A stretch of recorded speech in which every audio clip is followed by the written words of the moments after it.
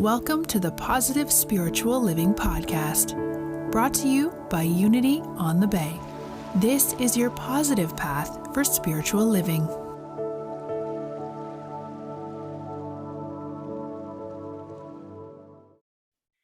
Good evening, everybody. I'm Chris Jackson, Senior Minister of Unity on the Bay in Miami, Florida. It is such an honor to have all of you here, and I really want to thank you for spending this time with us this evening. I know it's going to be a rich, rewarding time. It'll be a brief time. We're only here for about 30 minutes, but we're really fortunate tonight to have two dear friends of the Unity on the Bay spiritual community with us, Don Miguel Ruiz Jr. and Don Jose Ruiz. They are both sons of the renowned author of the international bestseller, The Four Agreements by Don Miguel Ruiz. And we were just talking about how it's hard to believe that was back in the 1990s when that groundbreaking book revealing Toltec wisdom through the ages was shared with untold numbers of individuals, and what a blessing and a benefit it has been.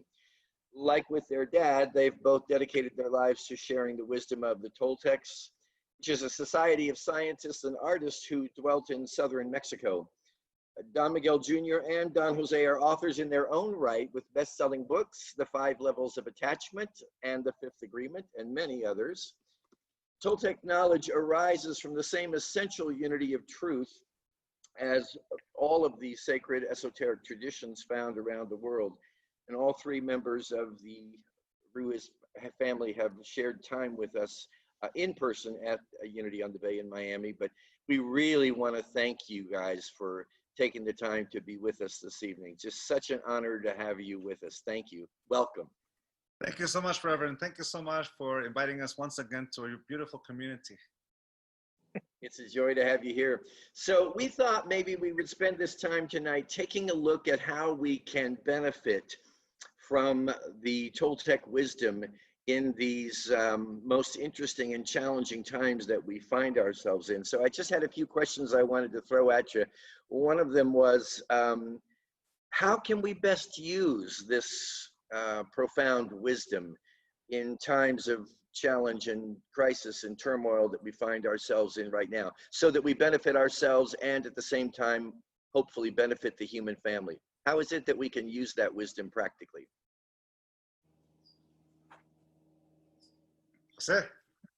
Well, with respect, that's the most important thing. Respect to other families, respect to our family, respect to ourselves. And basically, I really think this is important to share with all the little ones what's going on in the world, and especially show them the power of respect on oneself. Because in this time, I remember being with my little nephews, and I begin seeing the map of the COVID-19 around the world, and I'm saying, could you imagine that in these times you can, instead of seeing the red dots around the world for the COVID-19, that you could see the red dots for the addiction of suffering? And this is how this world lives. And the world, it is sick, passing one another this negativity. So to tell the little ones with respect, that has nothing to do with you. And at the same time with that to ourselves. Because the moment that we begin respecting different traditions, you know, the rules of that's happening in the laws that are happening, it's about respecting really. And the moment that we begin having this awareness that, you know, that we are the cure, that we are the antidote of the addiction of suffering, you know, there's nothing to fear, but to respect fear itself, because that gives us a permission of where we need to, you know, to take the action to surrender and to take the action to create. When I mean surrender, is about letting go a way of thinking. So this is a perfect opportunity to tell the little ones about the addiction of suffering and the important it is to enjoy life. And for me, it's like one of the things about the transition we're having right now, because it's a year so far that our grandkids will be reading about in history books. You know, 2020 is a historical year for everything that's happening. It's also a time where, en masse, we're facing a lot of our fears. Like Jose says, is we come to respect fear.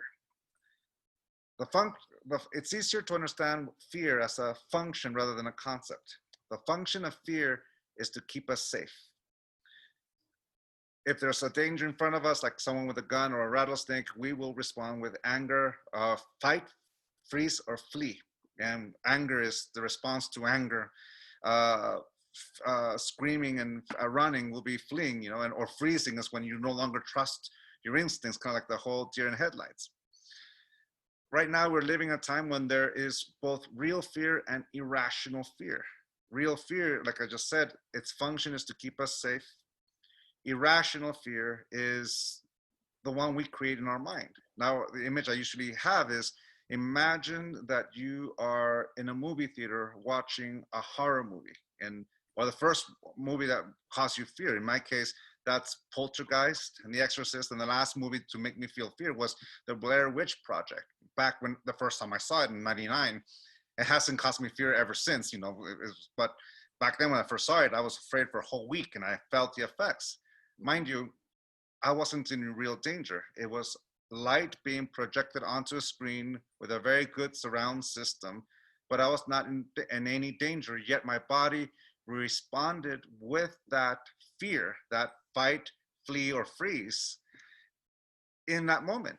And you could say fight when I went, ah, or flee when I close my eyes, or freeze when I go, and I can't breathe. You know, that's the response. But I'm not in real danger. Well, our mind is more powerful than any movie projector there is. My mind can project all the what ifs and answer with the worst case scenario out there, and my mind will respond with that fear. And the difference between irrational fear or false evidence appearing real is that we can't tell the difference, yet it impacts us in such a way. So right now we live in a time where real fear is there because there's a real danger to a certain degree. And then there's all the irrational fear that we project onto the world, and we create this whole mitote. So to use the Toltec tradition is to, one, come back to peace with fear and respect it, to no longer abuse fear the way we abuse alcohol and drugs, and be able to stand back and realize what is the difference of a real threat that's in front of me and a projected fear. And it comes back to checking within myself, what kind of storyteller am I? That's everything, isn't it? The story we tell is the life that we live. So I love one of the terms that your father uses when he refers to it. I love it, and I also always have a little edginess with it, mild discomfort when I hear the term human domestication. Mm-hmm. Because we think of domestication as something that we do to dogs or animals, or and yet it's such a perfect and kind of graphic term. And all of us have been domesticated to one degree or another. I know I grew up in the unity movement, and sometimes people think, well, your life must just be a bag of joy and laughter all the time. But I also had that same human domestication process happening. So my question would be, how is it that we can become more aware of when we are acting out of that domestication and make the conscious choice to transcend it or to go beyond it? To me, it would be by honoring our emotions. Our emotions are real. What triggers them may not be real. You know, we experience the full spectrum of our emotions, and what triggers them in our life can be the truth, but it can also be false evidence appearing real, or it could be a condition. Now, domestication. Domestication is a system of reward and punishment by which we model the behavior of an individual. If we live up to the expectation, I'm worthy of the reward. And if I fall short of that expectation, I'm worthy of the punishment. And since we are emotional beings who experience the full spectrum of our emotion, that reward that I feel when I live up to an expectation feels like acceptance, which feels like love. And the punishment feels like rejection and the lack thereof of love. Is the way we've learned conditional love. I love myself if I live up to the image. For example, hello, my name is Don Miguel Ruiz Jr. I don't take things personal. I don't make assumptions. I always do my best. I forgot the fourth agreement. Oh no, how can I call myself Don Miguel Ruiz Jr.? How can I call myself a Toltec? Just kind of like yourself. If you grew up with the Course of Miracles and the Unity, my life should be like this, but it's not. And then there's the downward spiral of judging me, punishing myself for not living up to that image of perfection that is Don Miguel Ruiz Jr., who doesn't take things personal, doesn't make assumptions, always does his best, and is impeccable with his word. If I live up to this image, I'm worthy of love. But if I fall short, I'm worthy of the punishment. Like, I forgot the fifth agreement. Be skeptical, but learn. So listen, Jose, my brother, forgive me. I forsake you. How embarrassing that is. And there's the judgment, punishing myself for not living up to that image of perfection. The telltale sign that we use the four agreements as an instrument of domestication is judging ourselves for taking things personal, judging ourselves for making an assumption, judging ourselves for all the rest. In that moment, we realize we're no longer practicing the four agreements, we're practicing the four conditions, because now we're using it to domesticate myself, to pretend to be something I am not, for the sake of someone else's point of view, including my own. In this case, I corrupted this beautiful spiritual instrument that is about unconditional love, and I use it to subjugate myself and others. For example, here's my wife. Honey, you're Mrs. Don Miguel Ruiz Jr. Yes, you grew up Mormon in Salt Lake City, Utah, but here's the four agreements. Read it. Oh, honey, you didn't read the book. You're taking things personal. Oh, honey, you're making assumptions. I only hang out with people who are impeccable with their own word. At that moment, I'm judging her for agreements she never made, but I'm forcing her to make the agreement through the judgment. That's what we do when we judge someone. We're punishing them for agreements they never made, but we're forcing them to make the agreement through the judgment, because that's what I'm doing to myself. The feeling that comes from that, well, lack of confidence, because a belief controls my actions. I'm supposed to live up to that image of perfection, but I'm mostly pretending to be something I am not.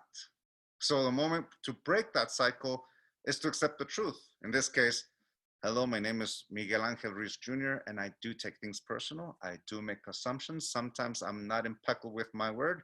Sometimes I'm not skeptical at all. I buy it hook, line, and sinker, and sometimes I don't do my best. Just ask my wife. She is my witness. It is the moment where I stop pretending to be something I am not. And when I say that, you can already hear and or maybe feel that, how dare I share who I am or who I'm not? For example, put on the clothes that you know your friends will make fun of you for. Admit to them that you like certain types of music, or that you voted for someone in the last election. And it doesn't matter who you voted for, you're gonna get domesticated anyways.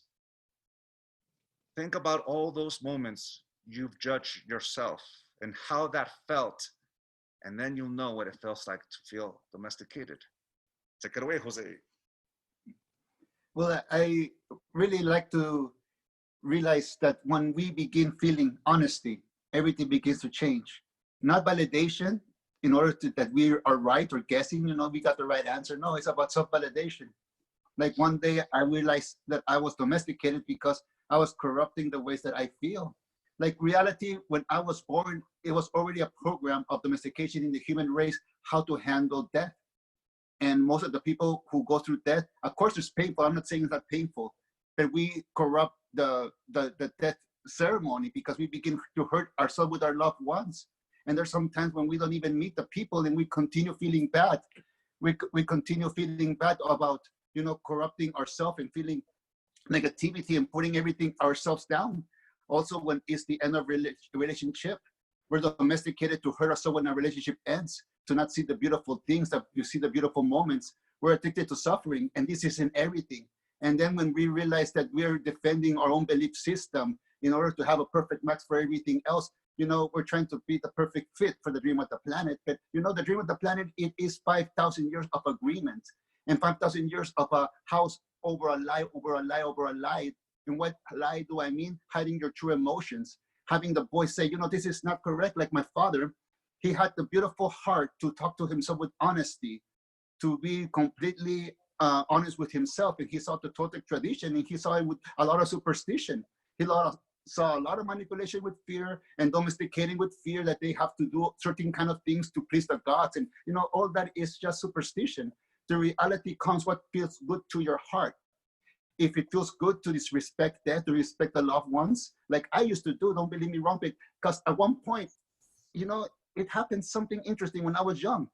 Someone that I love very much died. And I felt like, why am I not crying? Is there something wrong with me? Why am I not crying? I love this person. Of course, I had one tear, a few tears, but I'm not sobbing like, is something wrong with me? I have to cry like that. You know, I have to show that I care, but it's not true.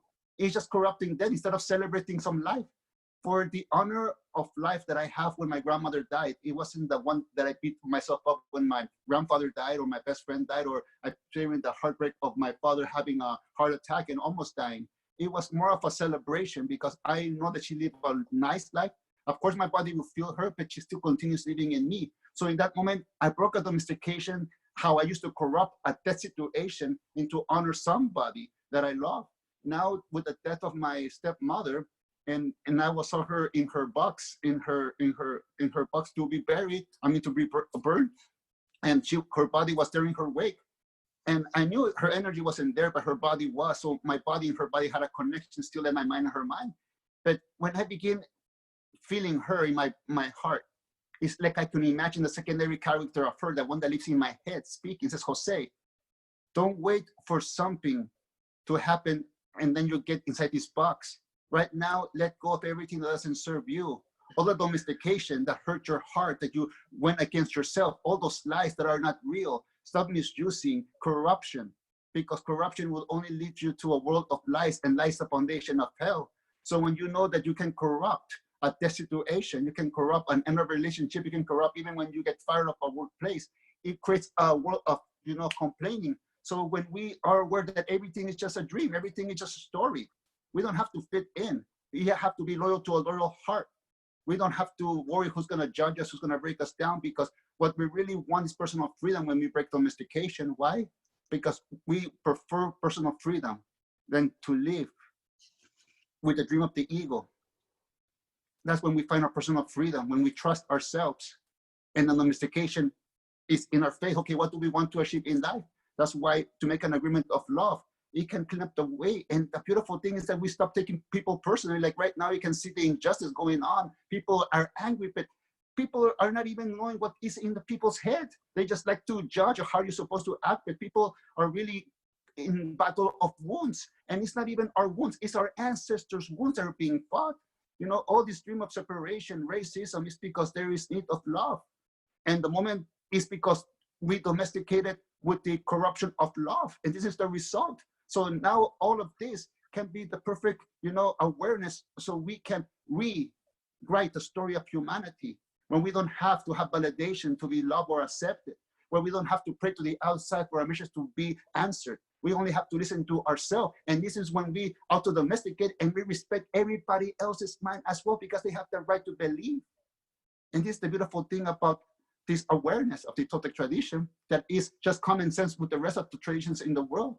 We just want to end the war of the gods, the war of belief. We just want equality, because no one is better than, and it's not about race, it's not about gender, it's about human life. We all deserve to be happy. And what we need to dissolve is the addiction of suffering, because that didn't work. And it's time for everybody in all the traditions to serve their home, beginning with themselves. And this is the time that we will be domesticated by the responsibility that we're gonna take. And the little ones, these are the ones who are going to benefit, because they're going to see us stop fighting over lies. Yeah, you can say that right now we're in a moment where we either let respect fly and show our ability to have compassion for one another, or we're going to get so blind with our own beliefs that we've missed out on the humanity of things. For example, right now, with the whole coronavirus thing that we were in regards to the question before, to look at the humanity of things. We lost 2 uncles to the coronavirus, and there's the humanity of the pain of all the people who've lost someone in their life to this virus. At the same time, I also know quite a few people who also lost their jobs. I know friends who lost their restaurant, a restaurant that they've owned for over 15 years, and they lost it. At the same time, I know a friend, he is about to have their second baby, and they got furloughed and then got let go of, and now has to figure out how to raise two kids. Well, one baby's coming, and they're trying to figure out how, and the uncertainty of that. So you look at the human catastrophes that are happening, and sometimes we get so blinded by our beliefs and ideas and filters and fear, irrational fear being real, that we forget the humanity that's behind it all. It's about the respect for each and every single one's life. But it starts with our own, the respect for our own self and taking care of ourselves. The way we let go of conditional love is to forgive ourselves for ever saying yes to it in the first place. To forgive ourselves because we didn't know what we were saying yes to. When we are able to forgive, and a teacher once taught me this lesson, forgiveness is the moment you no longer wish the past was any different. It is the moment you accept it and you no longer use it to go against yourself. You let it go. That's what forgiveness is. Like you say, it's the moment you no longer choose to drink the emotional poison that you meant for someone else. You use it on yourself, kind of like Jose's image of a scorpion that stings itself over and over again with its own tail. I love that line that Jose describes to describe this. Forgiveness is the moment you no longer use that tail to hurt yourself, which leads you to no longer hurt others. Because we are the constant in every relationship we are in. If I've got nothing but conditional love in my heart, then there's nothing but conditional love in every relationship that I am in, because I'm the constant. But if I begin to do the work, to respect myself, to give myself the permission to heal, which leads me to forgive, then I become the constant opportunity for unconditional love in every relationship I am in, because I finally have that for myself. Yeah. But it comes with a healing. Healing and respecting ourselves. When we let go of our domestication, like Uncle Ben told Peter Parker, with great power comes great responsibility. When we let go of our domestication is the moment our conditioning or beliefs or culture no longer controls our yes and our no. It's a moment we respect ourselves to say yes and no. That's what personal freedom is. But that also means that since I'm respecting myself to say yes and no to things I want to say yes and no to, I also respect myself to experience the consequences of my own choices. It's no longer anybody else's fault. I'm the one who said yes. I'm the one who said no. And I'm going to forgive myself for ever saying yes to conditional love, because at the time, I didn't know what I was doing. But now I know, and I will give myself the permission to heal. When I do that, my whole relationship with everything in life changes.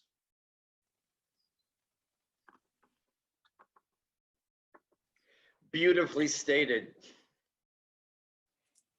I remember a line from A Course in Miracles that I just recently used in a talk, which is, I release you and set myself free. And that is the call that's before us right now. And it's I think sometimes things have to come into sort of like mega view for us to really be able to look at them and realize what it is that we are creating, the story that we are telling, the movie or the dream that we are creating. And such is the time that we're in right now, I believe. So that can be overwhelming. It could be fearful, but dear God, could it ever be liberating to be able to wake up in the morning and say, I am a victim of nobody and no thing. Mm-hmm.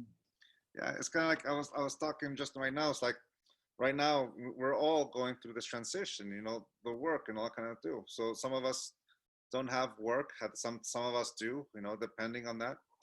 And as we're heading into a fall that we don't know if it's going to be a second wave or not, whatever, everything's going to change. So one way to survive this is to let go of a lifestyle that we're used to so we can adapt to the new truth.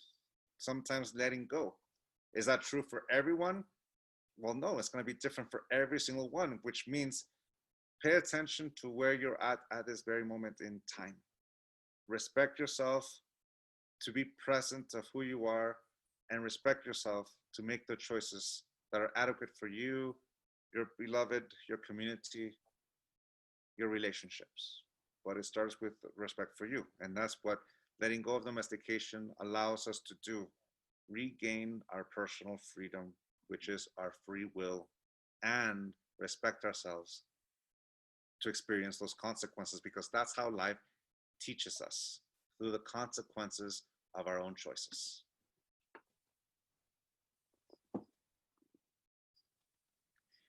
We have some interesting consequences before us, personally, individually, and collectively as a human family, don't we? Yes, it's the time for service, and it's the time for the fourth agreement. Always do our best. And when we do our best, how can we judge ourselves? Can we say we didn't do enough? We offer what is in our heart. And that's why forgiveness is very important. And forgiveness is not to ask for the people that we hurt for forgiveness. That's up to them if they forgive us or not.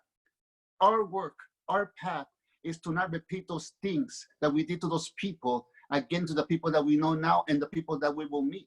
It's time to really learn the lesson of everything that we did to hurt the love of our life. And when I mean the love of our life, I mean like I did to Jose. And when I really want forgiveness for the world, is I have to love Jose. I have to forgive Jose for having those negative thoughts, for having that conflict in the mind, for, trying to take it personal and fight the whole world, thinking, the whole world should be kind. But when I was fighting the world to be kind, then I lost my kindness. So it's time to be kind to ourselves. We cannot give what we don't have. But when we do our best, we can serve everyone who's hurting. And we don't pick sides, For us, it's nothing political in this world, because everybody hurts sometimes. Everybody falls down and wants to come back to life. And I remember the story, about this person who was a big racist, really hated all kind of races, thinking was superior. And he was so much knowledge in his head over what his people should do, until the moment that he got betrayed by his people. He got abused by the people, even got raped by those people. And he begins seeing, this been following hate leads me to hate. It's just an escapism, but it leads you to a different, bigger hell and hell and hell. That's why whatever belief we have, if we focus on hate, it will lead us go a deeper hell. It will only take us to a deeper hell that we couldn't get out. Having this awareness, when we see this negativity still alive, knowing that they're just carrying the story, the hatred of their ancestors, because they were abused by them probably. And the same thing happens when we don't let go and really, really value what we really are inside. We're human, and we deserve to shine like the stars. We deserve to shine like the stars, which are our heritage. They're our ancestors, and our heritage is to shine. And the shyness is to forgive, because I tell you, life is a vacation. I don't like to take vacations knowing that I hate everybody or that I know everything, or trying to conquer what's in my head, in their belief system, thinking they're more intelligent than anybody else. No, when I take a vacation, I want to enjoy, I want to have a good time. And no one ever tells us that life is a vacation. Even when we lose the suitcase in the airport, we begin having a bad time, because that's the domestication that we should do. We should lose our consciousness, we should lose our mind, we should get irritated when we lose our suitcase, But I tell you, who's on vacation? You're the suitcase. The suitcase can get lost. We can get a new suitcase. But this is what's important, our perception. So if we put our attention to hate, that's what we will feel. We'll put the attention to love, this is what we feel. And this is a time for all of us healers, because I know everyone watching, you're also a healer. You're step into the point of healing your life so you can give the medicine, to others that walk the same path as you do, as I do, because together we're just love. And this is what the world needs right now. It needs the love of the medicine to overlook the illusion of fear, the illusion of separation, the illusion, because right now is no time to feel guilt, shame. This is the time of feeling kindness, to feel the warmth to one another, the understanding, and to listen. It's time to listen. It's time to listen to each other. It's time to stop reacting, because that's what the world wants us. Because when we reaction, we don't think, we go one another. And this is one thing that I saw in professional wrestling. They saw, I tell my audience how to feel because I'm the storyteller. And if I don't want them to think, I want them to react. And that way I can evolve. And right now I can see adults playing like professional wrestling.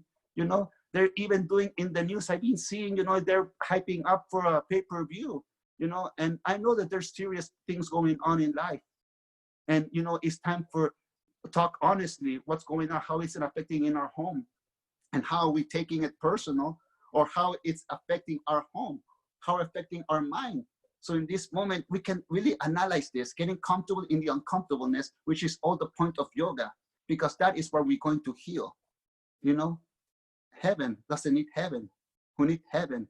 It is hell and the dream of lies. And wherever we go, we will take heaven with us, with our own truth. And our own truth being delivered, projecting like a projector in a movie theater. We project what we feel inside. So could you imagine being responsible of the art that you give in this life, especially in this time of need, that is projecting all over? Is because you have found your medicine bag, and your medicine bag is your sacred heart. Now you don't put resentment, anger in your heart, because that will not be a medicine bag. That will be an unhealthy, sick bag that it will rot you from the inside like a cancer. It's time to heal yourself from the addiction of suffering and place everything that is sacred in your heart and make an agreement of love. Because, like I said before, the children are watching, the little ones. How many times they will look up to people? I remember looking up into my dad, Mr. Tolle, and all these different Mr. Chopra, in this generation of spirituality, when people were listening to this new message, and it was just beautiful because all of different traditions became one. It was no longer a Toltec or Native American or Hindu or Christian or Catholic. No, it was all of them in one temple of love. So I know the world is ready to hear, because it's not about belief system. It's about waking up. Amen, my brother. I could enjoy this conversation all night long. I want to really recognize the two of you for the introspective work that you've done with yourselves that has allowed you to be these clear channels, because I know that I'm not alone. I know that everybody that's a part of this broadcast can feel it, not only in your voices, but in the energy that is being emitted through this call and through these experiences. So I want to again thank you so much for sharing this profoundly helpful information and guidance and awareness with the spiritual community of Unity on the Bay. And just know that you're always in our hearts. And we know that we're in your hearts as well. And that even in the midst of these challenging times, that is literally our saving grace. So keep up the good work, guys. We love you, we bless you, we appreciate you, and we behold in you everything that is sacred and holy and beautiful. Thank you so much for this experience. Thank you so much for the opportunity to be here. I want to send all my love and gratitude to you and the whole community. Stay safe, stay healthy, enjoy everything in life, and enjoy being you. And thank you so much for your open hearts. And all of us together, we work for the same boss. So it's time for action. We do indeed. We work for the same boss. I love it. Have a blessed evening, my friends. Thank you again for being with us. And you stay safe and be well as well. God bless. God bless you too, and have fun.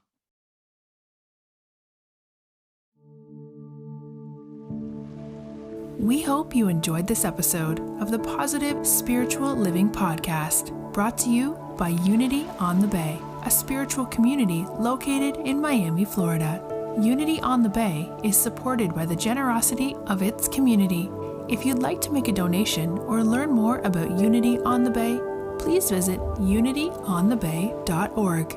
You can also follow Unity on the Bay on Facebook, Instagram, and Twitter for even more positive spiritual inspiration. Until next time, thanks for listening and many blessings. Namaste.